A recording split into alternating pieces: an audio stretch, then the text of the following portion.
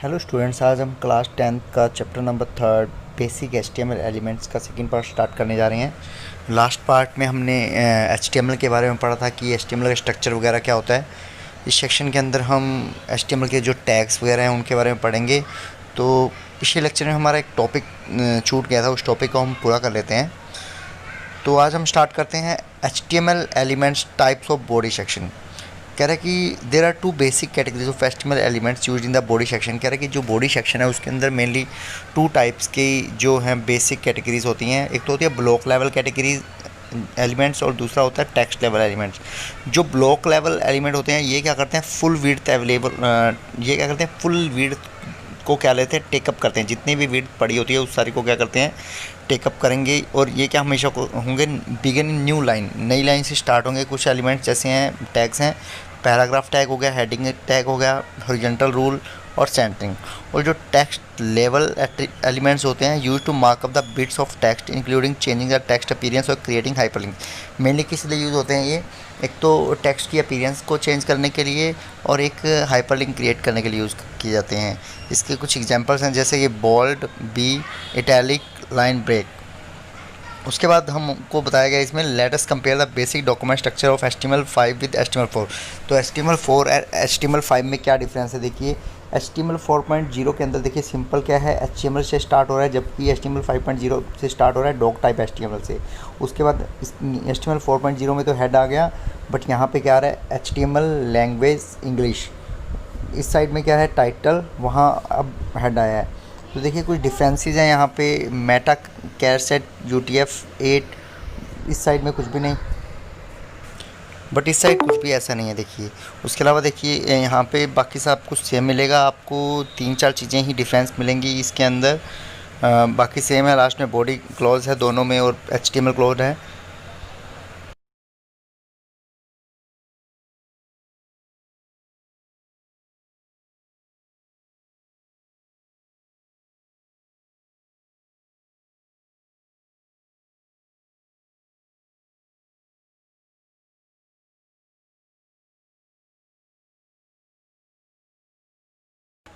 अब देखिए कि HTML4 और HTML5 में जो डिफरेंस है वो डॉक टाइप टैग का और HTML जो लैंग्वेज है उसका और एक मेटा टैग का ही डिफरेंस है।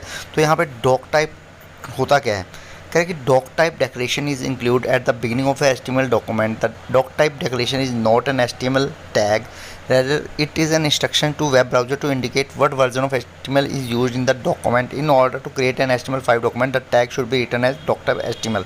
कह रहा है कि डॉक टाइप जो है कोई भी एक टैग नहीं है HTML का, बल्कि ये बताता है कि आप कौन सा वर्जन है HTML का यूज़ करते हैं। तो HTML5 अगर यूज़ करते हैं तो आपको स्टार्टिंग में ये लिखना पड़ता है।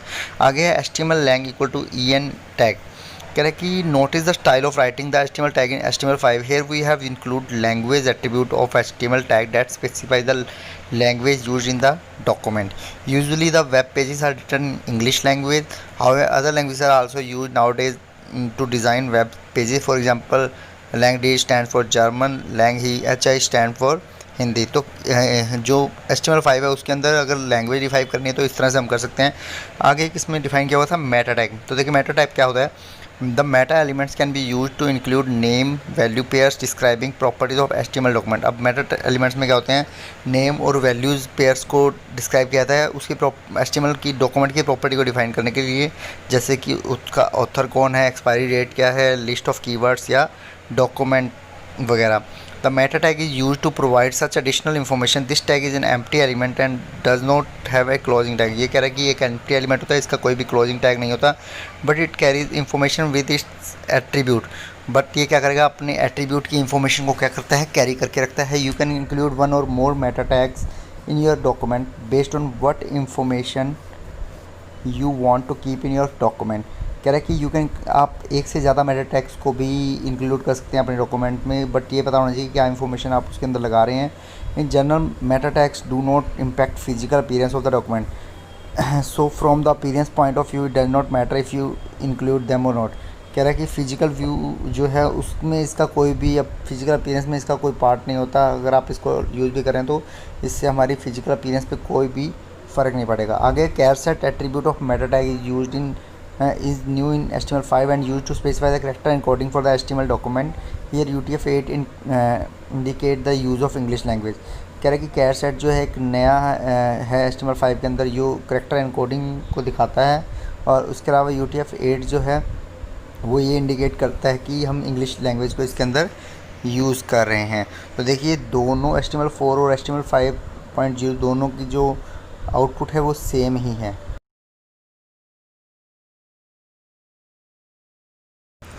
नेक्स्ट टॉपिक है हमारा guidelines for writing HTML code. तो HTML कोड्स को लिखने के लिए कुछ गाइडलाइंस होती हैं, तो वो क्या है, कह रहे हैं कि each HTML tag consist of tag name sometime followed by an optional list of attributes all enclosed in angle brackets. कह रहे हैं कि जो सभी के सभी टैग नेम हैं वो क्या होंगे, उनके साथ some time followed by an optional list of attributes. जो एट्रीब्यूट्स हैं ऑप्शनल लिस्ट के एट्रीब्यूट्स उनके साथ लगे होंगे और सभी के सभी क्या होंगे, एंगल ब्रैकेट्स के अंदर होंगे। Attributes provide more information about HTML elements. कह रहे हैं कि जो एट्रीब्यूट्स होते हैं वो HTML एलिमेंट्स के बारे में मोर इन्फॉर्मेशन प्रोवाइड करते हैं, और जो एट्रीब्यूट्स होते हैं हमेशा जो होते हैं नेम या वैल्यू पेयर्स के साथ ही प्रेजेंट होते हैं, जैसे कि नेम इक्वल टू जो उसकी वैल्यू है, जैसे name equal to Ram Shyam जो भी है। टैग नेम जो है उनके बीच में कभी भी स्पेस नहीं होगा, जैसे कि अगर आपने बॉडी लिखा टैग तो इस तरह से आप स्पेस देखे वो करेक्ट नहीं होता कभी भी। और container tag should always be close because an unclose tag can let be undesired result. कह रहे कि जो कंटेनर टैग है जिसका मतलब ही कंटेनर है तो वो हमेशा क्लोज्ड होंगे, तभी वो कंटेनर टैग कहलाएंगे, और अनक्लोज जो होंगे वो अनडिज़ायर रिज़ल्ट पेश करेंगे आपके सामने। आगे कॉमन HTML कंटेनर एलिमेंट।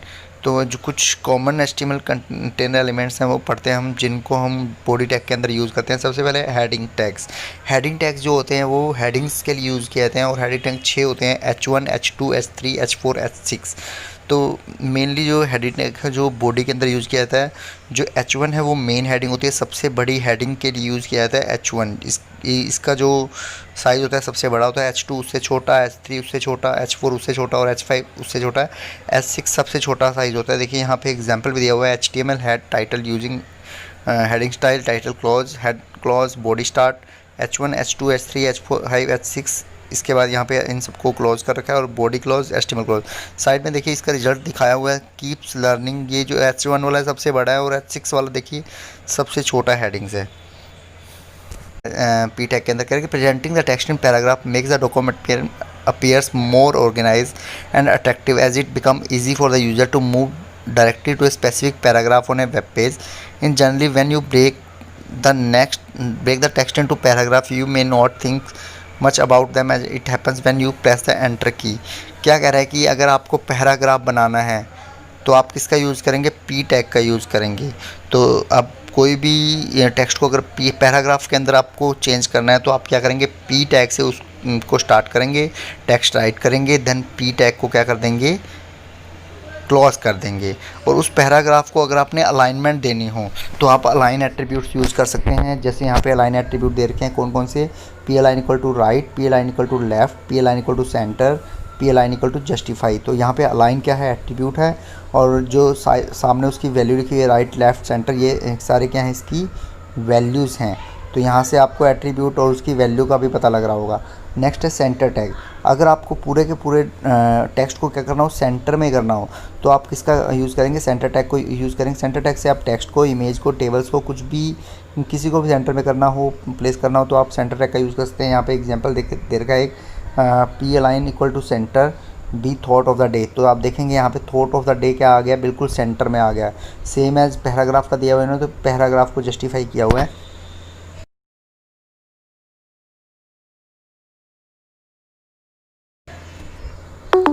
देखिए यहाँ पे p line equal to right कर रखा है, उसके बाद सेंटर ऑलवेज रिमेंबर। तो रिजल्ट में क्या हो जाएगा, सेंटर वाला तो सेंटर में आएगा, और पी लाइन वाला क्या होगा, जो कीप स्ट्रीम है वो राइट में आएगा।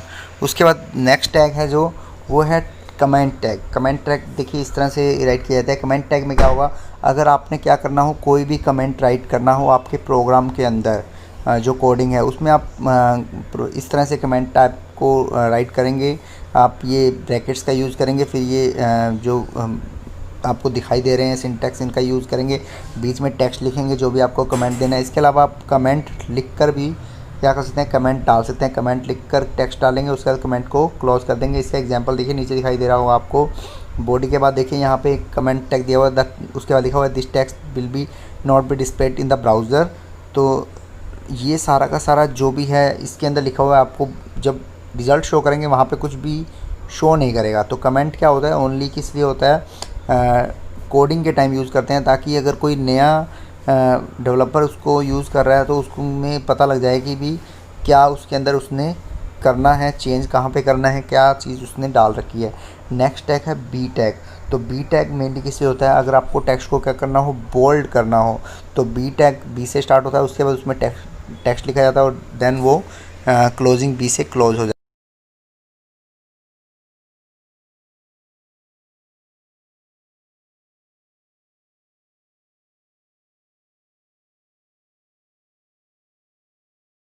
नेक्स्ट है आई टैग। अगर आपको क्या करना हो, अपने टेक्स्ट को इटैलिक करना हो तो आप आई टैग का यूज़ कर सकते हैं। नेक्स्ट है यू टैग।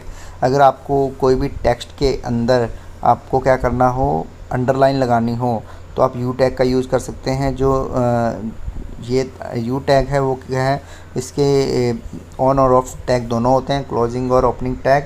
तो जो the use of 3 formatting tags इस टाइम फिगर गिवन बिलो। तो कह रहा है कि इन तीनों का जो यूज़ है नीचे दिखाया गया है इस एग्जांपल के अंदर। तो यहाँ पे देखिए आपको पी टैग का भी यूज़ दिखाई दे रहा है, उसके बाद सेंटर का भी यूज़ दिखाई दे रहा है, उसके बाद यू दिखाई दे रहा होगा आपको, you give your child memorable vacation. तो साइड में जब रिजल्ट में देखेंगे आप, यहाँ पे अंडरलाइन आ रही है। उसी तरह आई टैग का यूज़ दिखाई दे रहा होगा आपको, ये इटैलिक हुआ है। उसी तरह से आपको बी टैग भी दिखाई दे रहा है। सेंटर के बाद देखिए सेंटर पी और बी, किड्स पूल, तो ये आपको डार्क दिखाई दे रहा होगा।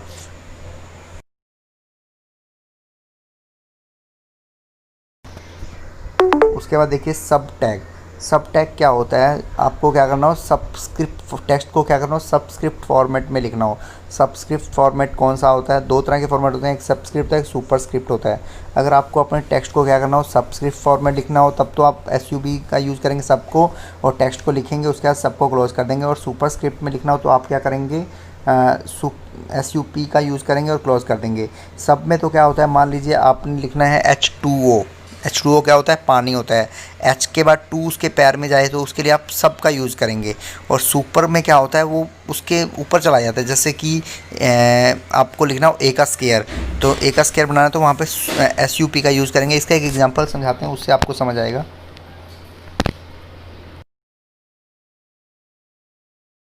तो यहाँ पे देखिए आपको SUP और SUB का एग्जांपल है। यहाँ पे लिखा हुआ है CO, उसके बाद SUB2, SUB close, BR, then H, SUB2, SUB close. तो इसका जो रिज़ल्ट आएगा वो आएगा CO2, टू सब, तो पैरों में चला जाएगा इसके। उसी तरह से H2 पैरों में O। उसी तरह सुपरस्क्रिप्ट का करेंगे तो वहाँ पे देखिए क्या आएगा, A+B SUP2, तो ये बन जाएगा A+B का होल स्क्वायर रिज़ल्ट के अंदर।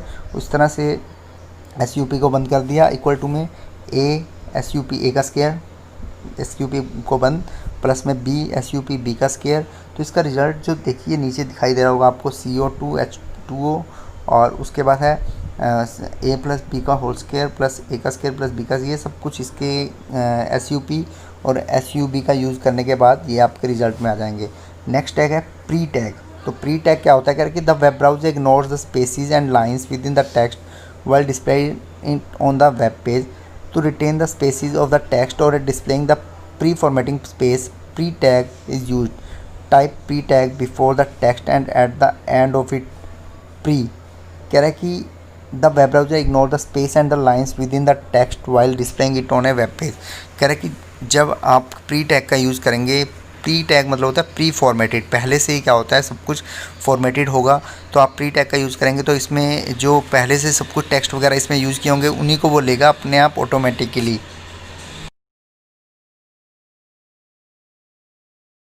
अब देखिए यहाँ पे इसका एग्जांपल है प्री टैग का। हेड के बाद body, pre God helps those who help themselves.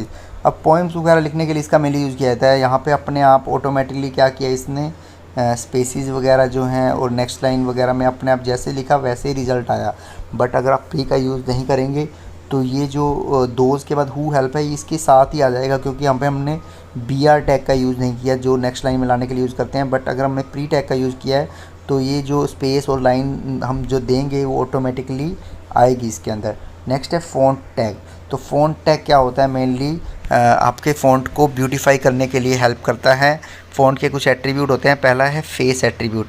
अब फ़ॉन्ट फेस हमने क्या करना है, अगर हम फ़ॉन्ट का फेस देंगे तो जो उसका स्टाइल है वो चेंज हो जाएगा। जैसे यहाँ पे फ़ॉन्ट फेस इसने क्या दिया, नेम। एक्चुअल में क्या था, फ़ॉन्ट फेस इक्वल जो जैसे अपने एमएस वर्ड में पढ़े होंगे कैलिबरी वगैरह एरियल, वो होते हैं font face.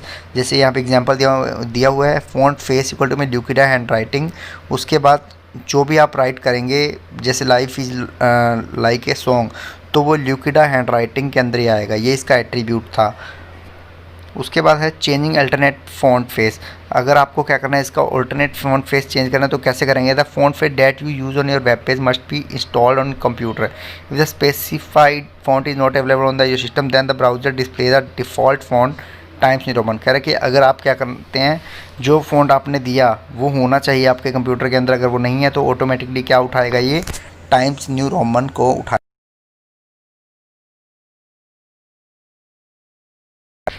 With face attribute, a list of font name is provided and closed with the quotes.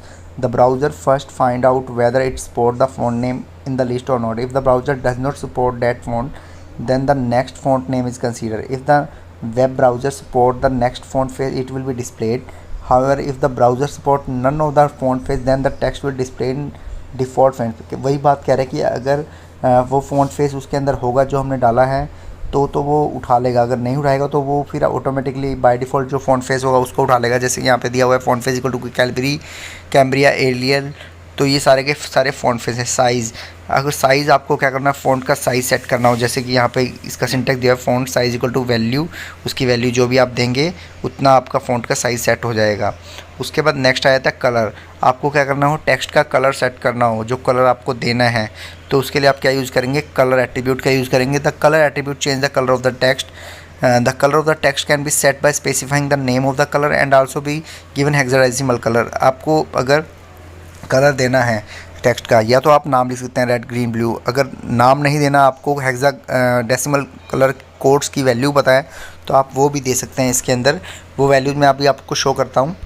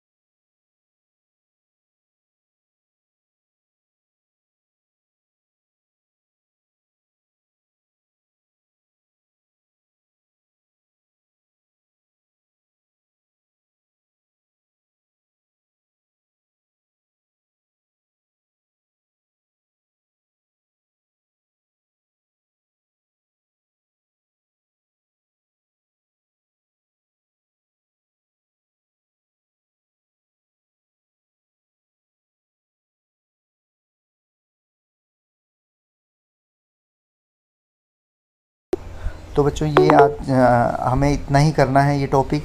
इसके बाद हम नेक्स्ट टॉपिक नेक्स्ट जो लेक्चर होगा तब करेंगे।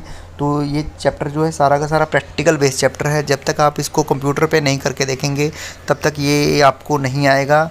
ये आगे के 2-3 चैप्टर सारे के सारे प्रैक्टिकल बेस्ड हैं। आप जितने भी इसमें प्रोग्राम बने हुए हैं उन प्रोग्राम्स को आप अपने कंप्यूटर्स पे या लैपटॉप्स पे करके देखिए, आपको ये चैप्टर ईजिली समझ आ जाएगा। अगर आपके घर पे कंप्यूटर नहीं है तो आप इनको अपनी कॉपी पे भी बना बना के देख सकते हैं, तो आपको ईजिली ये समझ आ जाएंगे, इतने मुश्किल नहीं है।